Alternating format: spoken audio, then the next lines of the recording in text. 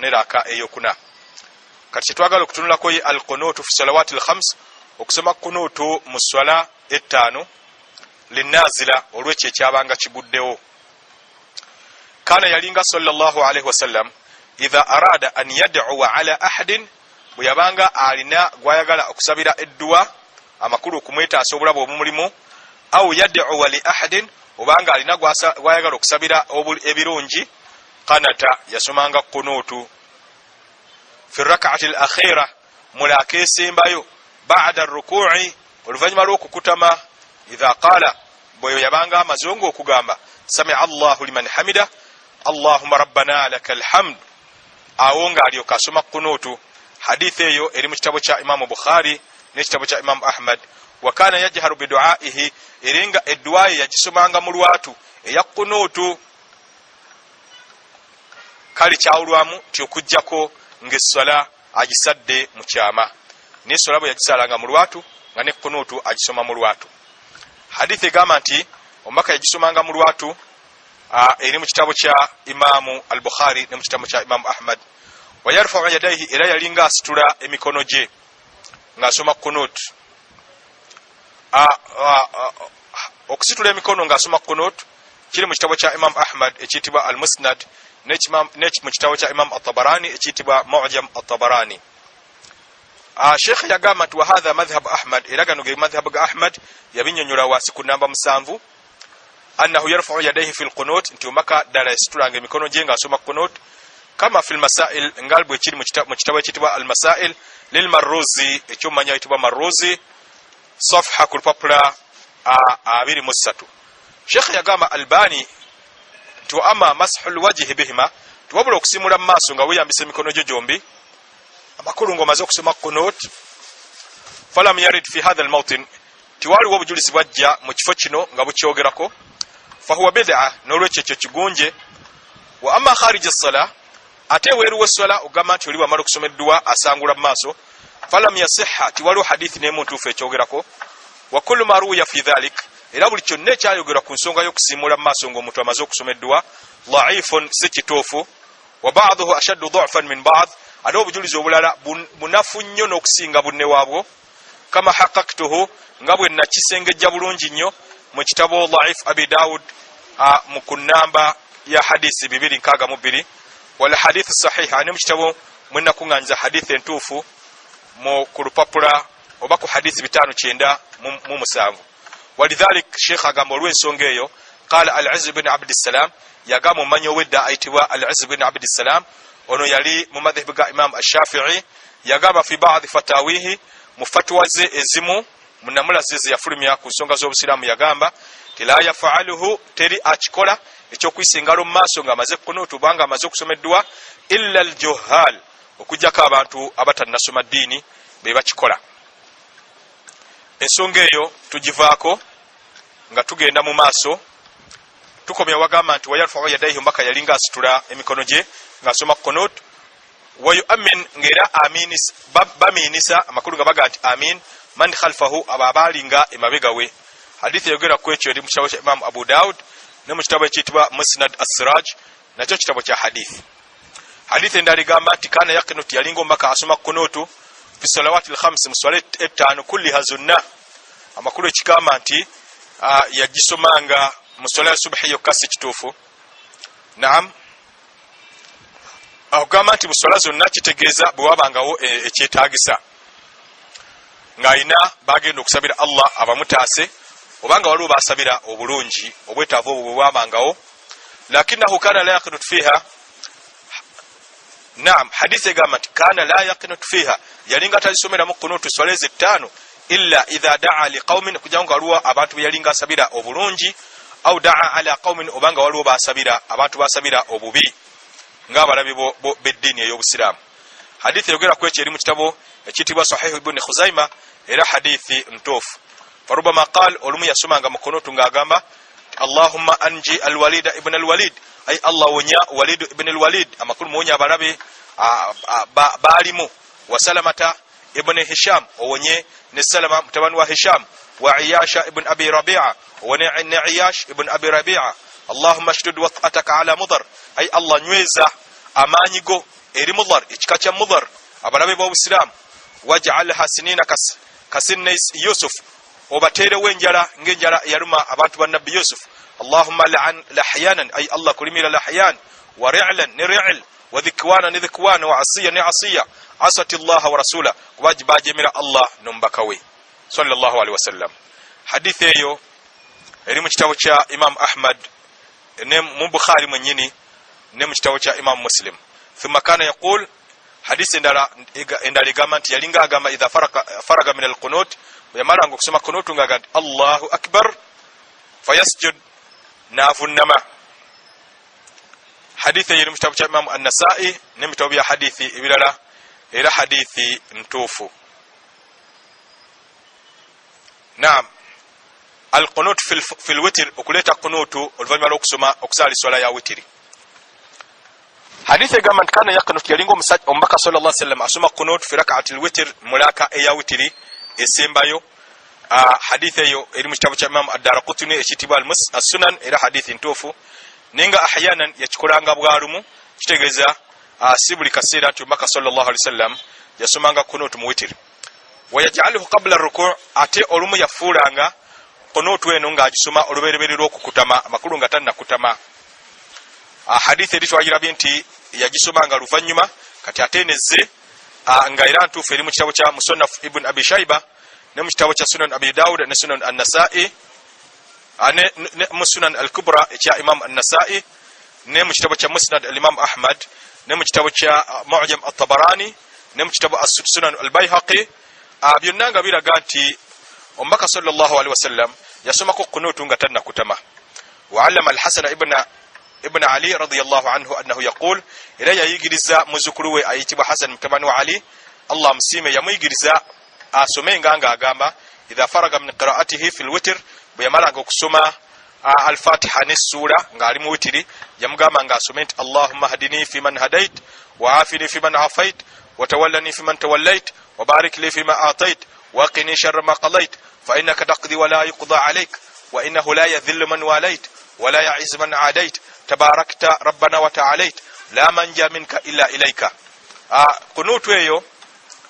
umaka sallallahu alaihi wasallam yajigiriza muzukuru we Hasan eranga eri mu kitabo kya Imam Ibn Khuzaimah ekitibwa as-Sahih era gano ge makulu gayo Allahumma hadini fi man hadait ay Allah nungamiza mwabo be walungamya wa afini fi man afait omponyeze mwabo be wawonya watawallani fi man tawallait onkumire mwabo be wakuma wa barik li fi ma atait ontero mukisa mwebyo byonna byobompadde waqini sharra ma qadait omponya akabike ekyo kiwannamulira fa innaka taqdi wa la yuqda alayk gola mula era gosalawo teri akulamulira era teri akusalirawo wa innahu la yadhillu man walait yinago ofudde mukwana gwo tasobola kunyomoka wala ya'izu man adait ate yonna gwo ofudde mulabewo n'omuwalana n'omufuula mulabewo tasobola kubana kitiibwa tabarakta rabbana wa ta'alait wayitirira okuba ow'omukisa gwe katonda waffe wa ta'alait era wayitirira okuba owa waggulu mu kifo ne mu kitiibwa la manja min teri asobola kuwona bibonerezo byo illa ilaika okujjako nga ddukidde gy'oli. Ago ge makulu ag'edduwa eyo. Kyetugenda okuzzaako ye atashahud al-akhir tahiyatu esembayo ujubu tashahud n'obwetteeka bwayo bwa tahiyatu eyo. Sheikh Muhammad Nasiruddin al-Albani yagamba nti thumma kana sallallahu alaihi wasallam oluvanyuma yalinga omubaka wa Allah sallallahu alaihi wasallam baada an yutimma ar-rak'ata ar-rabi'a gano okubanti bwe yajjulirizanga lakeyokuna yajlisu litashahud al-akhir ngatula olwokusoma tahiyatu esembayo wa kana ya'muru fihi era yalinga alagiriramu bima amara bihi fil awwal biyalagiriranga mu lutula lwa tahiyatu olusoka wa yasna'u fihi ngira akoleramu ma kana yasna'u fil awwal ebyo byakoleranga byalinga akolera mu lusoka olutula oba mu tahiyatu esoka illa annahu kana yaq'ud okujja kompozi yatulanga fihi mu lutula luno olusembayo mutawarrika entula eyitibwa atawarruku. Entula eyo eyitibwa atawarruku yeyo kuddira ekigere ekyakkono n'okyeyalirira n'osimba ekigere ekyaddyo kati n'oyingiza kino ekyakkono kiweeyaliridde n'okiyingiza munda w'okugulu okwa kkono era eyo entula yeyitibwa atawarruku. Naam, wayaj'alu al-yusra yaddiranga okugulu kwe okwa kkono tahta fakhdhihi nakuteeka wansi wevivirye wasaqihi ne wansi w'entumbwe ye. Hadithi eyo eri mu kitabo kya Imam Muslim. Wayansubu lyumna nga ate asimba ekigere ekya ddyo. Hadithi eyo eri mu kitabo ey'okusimba ekigere ekya ddyo eri mu kitabo kya Imam Muslim. Warubama farashaha ate olulala yayaliriranga ekigere ekyo ekya kkono mawe ekya ddyo ahyanan ebiseera ebimu. Wakana yalinga naam yulqimu ng'ayingiza kafahu al-yusra ekibatu kye ekya kkono rukbatahu ku maviivige makulu nga abembeka ekibatu kye ekya kkono ku viivirye yatahamalu alaiha nga nabanga akyesigamideko. Hadithi eyo eri mu kitabo kya Imam Muslim era hadithi ntuufu. Wasanna fi salati alaihi era yagifuula nkola mu kumusaalira sallallahu alaihi wasallam amakulu mulaka eno esembayo kama sanna dhalika mawe mutahiyatu eno esembayo nga bwe yagifuula nkola fi tashahudi al-awwal mutahiyatu esooka. Wakad madha hunaka dhikru siyaq era kyawedde emabega eyo okwogera endeeta alwarida ezayogerwa fi sifati salati alaihi mu ngeri y'okumusalira sallallahu alaihi wasallam. Kyetugenda okuzzaako wujubu salati alaihi ala nabi sallallahu alaihi wasallam obwetteeka bw'okusalira nabbi sallallahu alaihi wasallam. Wakad sami'a sallallahu alaihi wasallam yad'u ombaka yawulira sallallahu alaihi wasallam omusajja yad'u fi salatihi ng'asabira mu swalaye lam yumajjidi Allah ta'ala nga tatendererezaamu Allah walam yusalli ala nabi sallallahu alaihi wasallam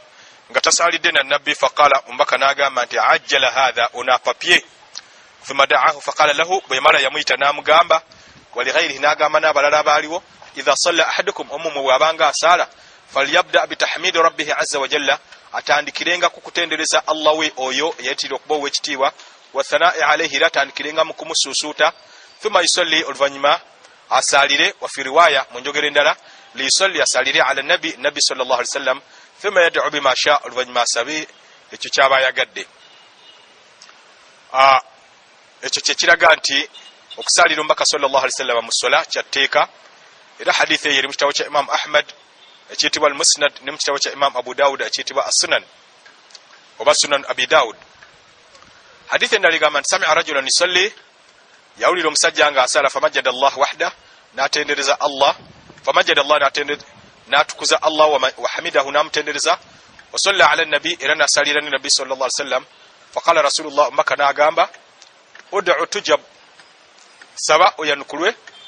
wasal tu'ta era sabe era oweebwe. Hadithi eyo eri mu kitabo kya Imam An-Nasa'i era hadithi ntuufu. Kitegeeza okusalira omubaka sallallahu alaihi wasallam kyatteeka mu sola. Omulyango gwe tuddako wujubu al-isti'adha min arba' obwetteeka bw'okusaba Allah atukingiriza ebintu bina qabla ad-du'a nga tunaba kusaba Allah edduwa eryesembayo. Kitegeeza kino kyekitundu ekyokusatu mu tahiyatu tulinamu at-tahiyatu tulinamu okusalira nabbi katulina ekitundu ekyokusatu ekyokusaba Allah atukingiriza ebintu bina nga sinatuukira ddala ku kitundu ekisemberayo ddala ekyokusaba kye tuba twagadde mu maduwa agombaka sallallahu alaihi wasallam ge yakozesanga. Sheikh agamba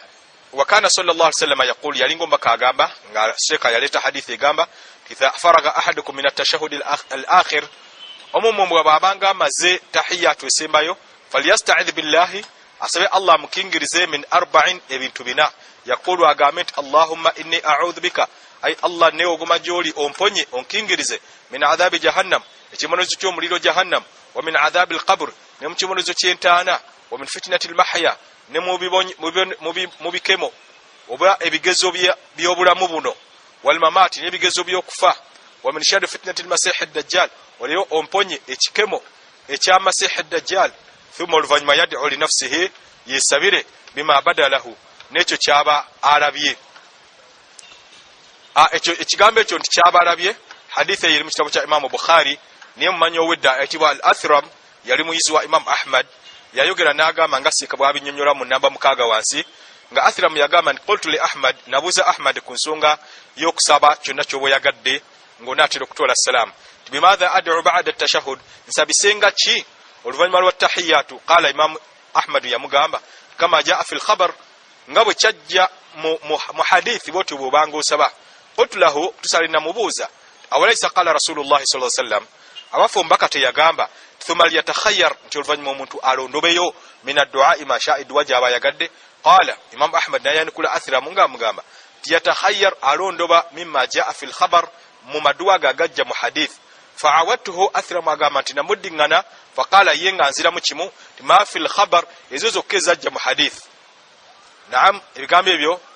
Sheikh Muhammad Nasiruddin Al-Albani yabireeta okulaga tekibuzabuza abasomi nti olw'okubombaka yagamba tubomala okusaba Allah kingiriza ebintu bina saba kyonna ky'oba oyagadde nti osabe kyonna ky'oba oyagadde nga batera okusabirawo edduwa egamba nti rabbana atina fid dunya hasana oba abalala ne basabirawo duwa ya kusabira bafu ekituufu singa ekigambo ekigamba nti oli asabe kyaba yagadde nga tekyali kusaba mu dduwa zino mbaka ze yali asoma singa kyali bwe kityo twalirabenga ne basahaba radiyallahu anhum no bayinawo amaduwa agawe ge basabanga getulaba mu getwalirabe mu bitabo ebiwandiike bye tulinawo n'engeri gye gataliwo kirabika kiraga kati nti bakozesanga amaduwa ago gennyini omubaka sallallahu alaihi wasallam ge yakozesanga hadith eddaka egamba nti kana sallallahu alaihi wasallam yalinga omubaka wa Allah yad'u bihi ngera asabisa edduwa eyo amakulu y'okusaba Allah amukingiriza ebintu bina fi tashahudihi mutahiyatu ye hadith eyo eri mu kitabo kya Imam Abu Daud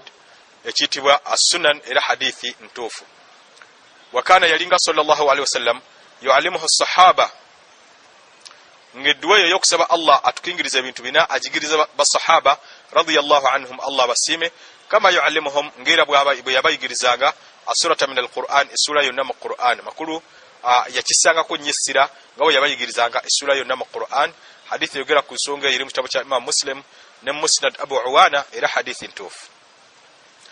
addu'a qabla as-salam wa anwa'uhu iddu'a tusaba anga sunnatu as-salamu oluberero as-salamu n'ebika byazo kana yalinga sallallahu alaihi wasallam ombaka wa Allah sallallahu alaihi wasallam yad'u fi salatihi nga saba mu swalaye bi ad'iyatin mutanawwi'a nga sabisa maduwa ganjawulo taratan bihadha lumunga sabisa duweno wa taratan bihadha ulala nga sabisa duweno wa akarra ad'iyatan ukhra ila yakirizayo na maduwa amalala amakulu ge yawulira nga basahaba bagakozesa n'agakkiriza kubanga obaka bwali bucakka ngere swalati najulirira wa amara al-musalliya era yalagira omusaze an yatakhayyara minha alonde maduwa ago ge yakozesanga mashaa edduwa gye yayagalanga wa haka hiya era nga ge gano maduwa ge yakozesanga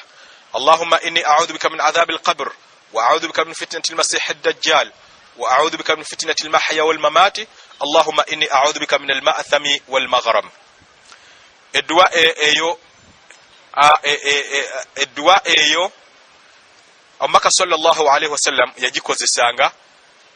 edduwa eyokubiri Allahumma inni a'udhu bika min sharri ma amiltu wa min sharri ma lam a'mal ba'd edduwa endala eyokusatu ngera yesinga mu zonna obumpi Allahumma hasibni hisaban yasira edduwa eyokuna Allahumma bi'ilmika al-ghaiba wa qudratika 'ala al-khalqi ahyini ma 'alimta al-hayata khayran li wa tawaffani idha kanat al-wafatu khayran li اللهم وأسألك خشيتك في الغيب والشهادة وأسألك كلمة الحق والعدل في الغضب والرضا وأسألك القصد في الفقر والغنى وأسألك نعيما لا يبيد وأسألك قرة عين لا تنفد ولا تنقطع وأسألك الرضا بعد القضاء وأسألك برد العيش بعد الموت وأسألك لذة النظر إلى وجهك وأسألك الشوق إلى لقائك في غير ضراء مضرة ولا فتنة مضلة اللهم زينا بزينة الإيمان واجعلنا هداة مهتدين الدعاء اندلا سيكا يغامبا وموانديسي تعلم صلى الله عليه وسلم أبو بكر الصديق يجرز أبو بكر الصديق رضي الله عنه أن يقول أغامينة اللهم أي الله إني ظلمت نفسي ظلما كثيرا مسماز النير يا زمان يزوم ويغوانغر يا زمان لونجي نيو ولا يغفر الذنوب إلا أنت لا تريا سنوا بيونو كجا كوغوي فاغفر لي مغفرة من عندك سنيول سنيوانغا لوفيرا دراجولي وارحمني إنك أنت الغفور الرحيم إنو سنيوي kubanga gwe musonyi era omusasizi hadithi yogera ku duwa yeri mu kitabu kya Imam Bukhari ne mu kitabu kya Imam Muslim. Wa amara Aisha radhiyallahu anha an taqul, ila yalagira mama Aisha okwogeranga ebigambo bino ng'amaliriza essola, Allahumma inni as'aluka min alkhairi kulli ajilihi wa ajilihi ma alimtu minhu wa ma lam a'lam wa a'udhu bika min ash-sharri kullihi ajilihi wa ajilihi ma alimtu minhu wa ma lam a'lam wa as'aluka munjogere ndala, Allahumma inni as'aluka aljannata wa ma qarraba ilayha min qawlin aw amal wa a'udhu bika min an-nar wa ma qarraba ilayha min qawlin aw amal wa as'aluka munjogere ndala mfocha as'aluka yagamba ngati Allahumma inni as'aluka min alkhairi ma sa'alaka من خير ما سألك عبدك ورسولك محمد وأعوذ بك من شر ما استعاذ منه عبدك ورسولك محمد صلى الله عليه وسلم وأسألك ما قضيت لي من أمر أن تجعل عاقبته لي رشدا وأسألك ما قضيت لي من أمر أن تجعل عاقبته لي رشدا. الدوايو إلي مجتبوشا إمام أحمد إلى الدواء نتوفو مكة صلى الله عليه وسلم يجكو السانغا. الدوايو مسانف يغامو مسجّا قال لرجل يغامو مسجّا ما تقول في الصلاة قمصلاة أسمر بغامو شي قال ناغامت أتشهد نسمى التحيات ثم أسأل الله الجنة بملا نسمى الله الجنة وأعوذ به من النار نسمى أمبوني أمريرو أما والله نعند إلى الله ما أحسن دندنتك نسورة كورونغوسا ووكرا برونجي قبيو يتولا ولا دندنة معاذ وما معاذ بيا يتولا نسبي ماني. فقال صلى الله عليه وسلم ومكدا مغامات حولها ندندن wakati kati ya tulina bye tugambo byo tusoma. Hadithi eri mu kitabu kya Imam Abu Daud ngalabi yali amutegeeza byasoma bye tulabye waggulu. Wasami'a rajulan yaqul, era yawulira omusajja ng'agamba fi tashahudihi mutahiyatu ye, Allahumma inni as'aluka ya Allah الواحد الأحد الصمد الذي لم يلد ولم يولد ولم يكن له كفوا أحد أن تغفر لي ذنوبي إنك أنت الغفور الرحيم. يقول لهم سجى أنك سمد دوي يونغا ماليرزا تحياتو. فقالوا مكا نامغامبا صلى الله عليه وسلم ناغاما قد غفر له أو يسمد دوا أسوني دوا قد غفر له أو يسوني دوا. حديث يرم كتاب إمام أبو داود نم كتاب إمام النسائي. حديث شيخ أغامبا دوي يوميندا. وسمع آخر يقول يولد ومسجل ملالانغا سما في تشهده متحياته أيضا نتي فقالت اللهم إني أسألك بأن لك الحمد لا إله إلا أنت وحدك لا شريك لك المنان يا بديع السماوات والأرض يا ذا الجلال والإكرام يا حي يا قيوم إني أسألك الجنة وأعوذ بك من النار. ويولد ومسجل سما بيغامبي. فقال النبي صلى الله عليه وسلم لأصحابه نبي يغامب الصحابة به تتدرون بما دعا ممانيو يبياسبيه قالوا الله ورسوله أعلم نبغامت الله نمبكا ويبسنغو كمانيا. قال اكتوسا umbaka liyagamba والذي نفسي بيده ndairo yali no moyo gwange mukono gwe laqad da'a Allah bi ismihi al-azim oyasabisiza Allah erinnya lye eryekitiibwa ennyo. Wa fi riwaya munjogere ndala yagamba al-a'zam erinnya lye lisinga kuba eryekitiibwa alladhi idha du'iya bihi ajab eryo nga bw'aba alisabisiddwa ayanukula wa idha su'ila bihi ata ng'eroli bw'aba alimusabisiza Allah awa omuntu oyo kyaba akoze ki kyaba asabye. Hadithi eyo eri mu kitabu kya Imam Abu Daud ne Nasa'i era hadithi ntuufu n'emitabu ya hadithi ebirala. Agegamu ku maduwa nga tukyagenda mu maaso omubaka ge yasomanga nga tannafumdikira sola.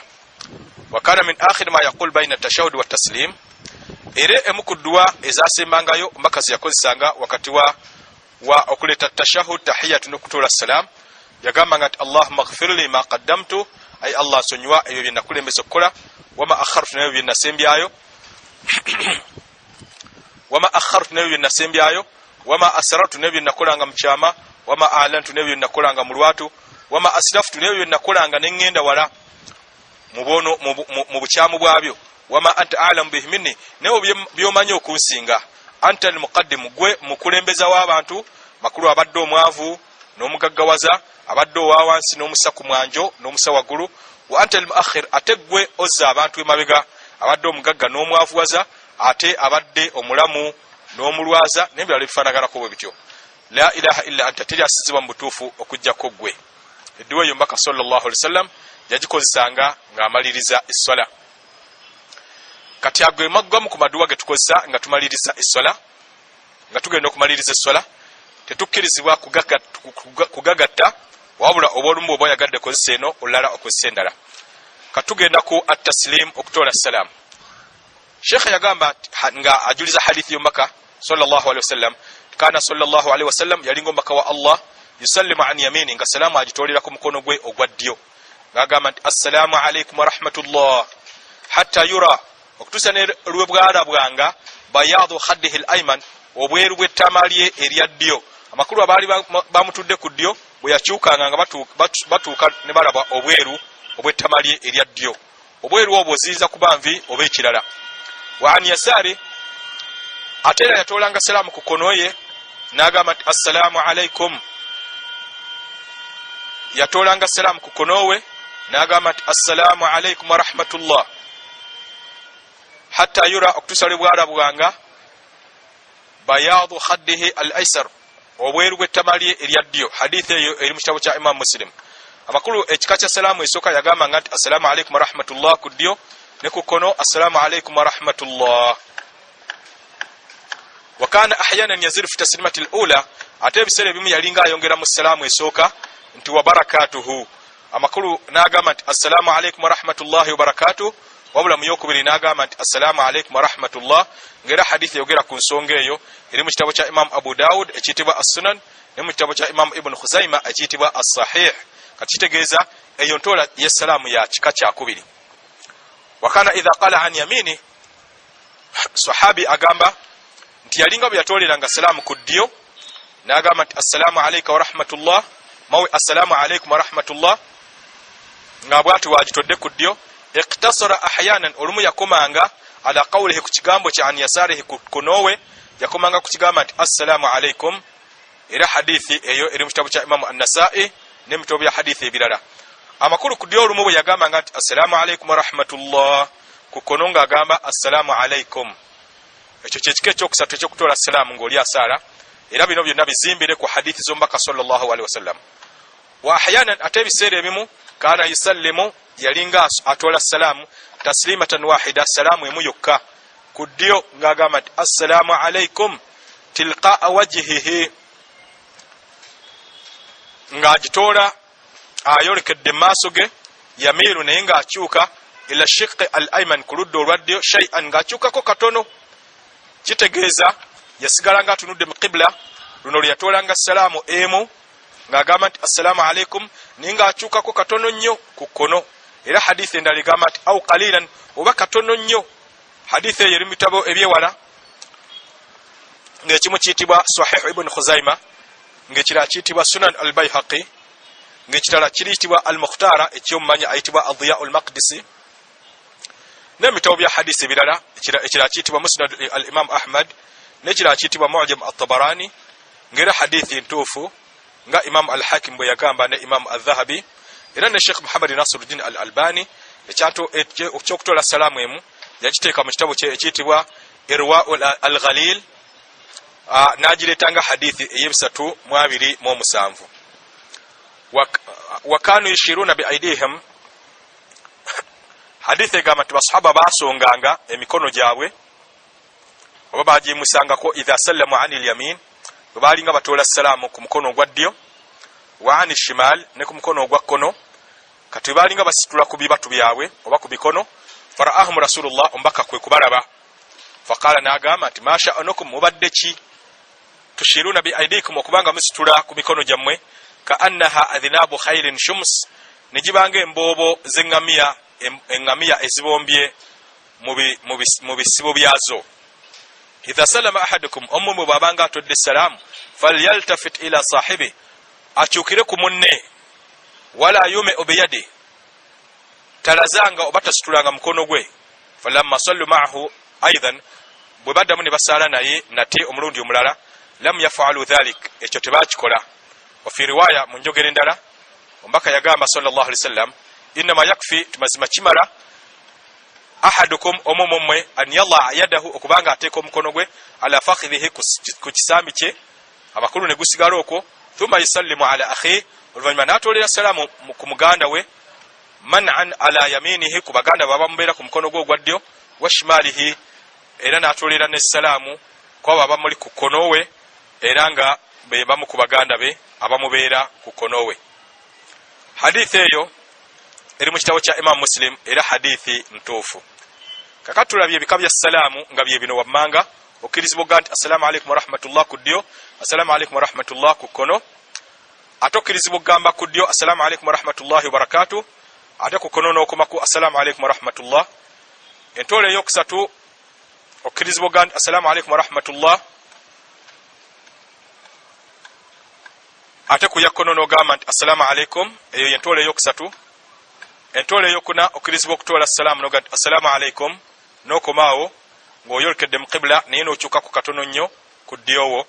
Era ebyo byonna bizimbire ku hadithi entuufu nga bwe tuzirabye. Wujubu taslim, wujubu salam, obwetteeka bw'okutoola salamu. Sika yaleetayo omulyango mu bufunze ogulaga nti okutoola salamu kyatteeka mu swala, era yagamba nti wakaana sallallahu alaihi wasallam yaqul, omubaka yagambanga nti wa tahliluha, era okukkiriza ebibadde byagaanibwa mu swala, yani assalamu akulu mu swala nokkirizibwa okukoleramu ebibadde bikugaaniddwa ng'okwogera, okulya n'okunywa n'ebirala, at-taslimu, kutoola salamu. Hadithi eyo eri mu kitabo kya Imam al-Hakim ekiyitibwa al-Mustadrak era hadithi ntuufu. Al-Khatima, conclusion oba empunzika ey'ekitabo kino oba ey'omusomo gwaffe. Sheikh Muhammad Nasiruddin al-Albani saba Allah amusaasire yagamba ti kullu ma taqaddama, ebyo byonna ebiwedde min sifat salatihi, mu ngeri y'ensaala ye sallallahu alaihi wasallam, yastawi fihi ar-rijal wan-nisa,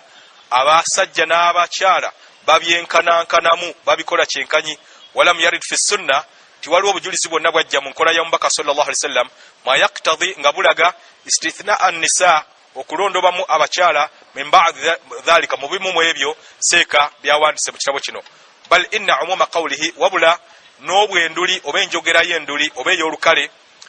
y'ekigambo kye sallallahu alaihi wasallam kiyagamba nti sallu kama ra'aytumuni usalli, musaale nga bwe mulabye ensaala, yashmuluhunna, bonna ebazingiramu abakyala. Wa huwa qawlu Ibrahim an-Nakhai, ngara n'ekyo kyekigambo kya tabi'i ayitibwa Ibrahim an-Nakhai. Qala, naye nga yagamba taf'alu al-mar'a, omukyala akolera fi salamu swalaye kama yaf'alu ar-rajul, ng'omusajja byakola. Ekigambo kya tabi'i oyo ayitibwa Ibrahim an-Nakhai kiri mu kitabo ekiyitibwa al-Musannaf ekya Imam Ibn Abi Shayba era nga ekyafaayo ekyo kituufu. Sheikh Muhammad Nasiruddin al-Albani yagamba ti wa hadithu indimami al-mar'ati fi sujud, hadisi ekwata ku mukyalo okwewumbira mu sujud, nti yeewumba, nti ebigere n'abiwumba n'emikono n'agiwumba. Wa annaha laysat fi dhalika karrajul, nti era mu mbeera eyo ey'okuvuna amatafaanaganako na musajja, mursal, hadithi nkyamu si ntuufu, era nga ekika kyayo mu bukyamu mu bika bya hadithi yeyitibwa mursal, la hujjata fihi, era timwalimu bujulizi bwonna ku nsonga eyo. Rawahu Abu Dawud fil Marasil, nga Imam Abu Dawud yagireetera mu kitabo kye yayita al Marasil, amakulu mwali hadithi ezitaali nzigire ddala ku mbaka sallallahu alaihi wasallam. An Yazid ibn Abi Habib, nga yajijja ku Yazid ibn Abi Habib, wa huwa mukharrajun fi dhaifa, era Sheikh agamba nti nagiteeka nagifulumiza mu kitabo kyange ekiyitibwa al-Dhaifa, nga yali ya namba 2652. Naam, Sheikh yagenda maaso n'agamba nti wa amma ma rawahu al-Imam Ahmad fi masail ibnihi Abdullah anhu, tiwabula Imam Ahmad yayogera mu kitabo kye ekiyitibwa Masail ibn Abdullah, ekiyitibwa Masail ekya mutabani we ayitibwa Abdullahi ayitibwa Abdullahi ku lupapula 7 nziramu. Wa amma ma rawahu al-Imam Ahmad, wabula ekyo Imam Ahmad kiyayogera fi masail ibnihi mu kitabo ekitibwa Masail ekya mutabani we Abdullah anhu, nga kijja ku Imam Ahmad ku lupapula 7 an Ibn Umar, nti Ibn Umar yagamba nti an Ibn Umar, nga kyajibwa ku Ibn Umar annahu kana ya'muru nisa'ahu, nti ye yali alagira bakyala be yatarabba'ana, kubanga batuula Kiswahili fi salamu swala, amakulu nti baawukane ku basajja. Fala yasihu isnaduhu, olunyololo lwakyo abakiripotinga sibaali bantu, sirwali lutuufu. Lianna fihi Abdullah ibn Amr al-Amri, lianna fihi, kubanga mu lunyololo olwo mwalimu Abdullah ibn Umar al-Amri, omusajja oyo wa huwa dhaif, nga ate si mutuufu wakugibwako hadith. songa warawa al-Bukhari Imam Bukhari yaleta enjogera fi tarikh as-saghir mu kitabo kye kitibwa tarikh as-saghir ku lupapula 95 bisanadin sahih nga luli mu lunyololo lwa hadith olutuufu an Darda nga luva ku sahabiya omukyala yali sahaba wa nabbi ayitibwa Darda nga annaha kana tajlis nga ye yalinga atula fi salatiha musolaye jilsata ar-rajuli ng'omusajja bw'atuula wakadat faqiha suga yali munnafiqihi yali muyivu nnyo mu mateeka ag'eddiini wa hadha sheikh agamba nti era kino akhiru ma tayassara kyesembyeyo mu ebyo ebitwanguyidde jama'uhu obikuŋŋaanya fi sifat salati nabi sallallahu alaihi wasallam mu nsala ya nabi sallallahu alaihi wasallam min at-takbir ila at-taslim kuva ku takbir okutuuka ku salam wa arju Allah ta'ala era nsuubira nga nsaba Allah oyayitira okuba owa waggulu an yaj'alahu ekitabo kino okubanga akinfuulira khalisan liwajhi al-karim kyempandiise nga njagala kusiima kwe kukka Allah tabaraka wa ta'ala wa hadiyan era kifuule ekigenda okulungamya abantu ila sunnati nabiyihi eri enkola y'omubaka we sallallahu alaihi wasallam ar-rauf we yali omukwata mpola ar-rahim era omusaasizi wa subhanallahi bihamdi subhanakallahumma wa bihamdik ashhadu an la ilaha illa anta astaghfiruka wa atubu ilaik allahumma salli ala muhammad wa ala ali muhammad wa barik ala muhammad wa ala ali muhammad kama sallaita wa barakta ala ibrahim wa ali ibrahim innaka hamidum majid nange saba Allah tabaraka wa ta'ala afuulire okuvunula ekitabo kino nga nkikoze kululwe era kifuule ekigasa abasiraamu bonna abakiwuliriza wa sallallahu ala muhammad an-nabiyil ummi wa ala alihi wa sahbihi wa sallam walhamdulillahi rabbil alamin.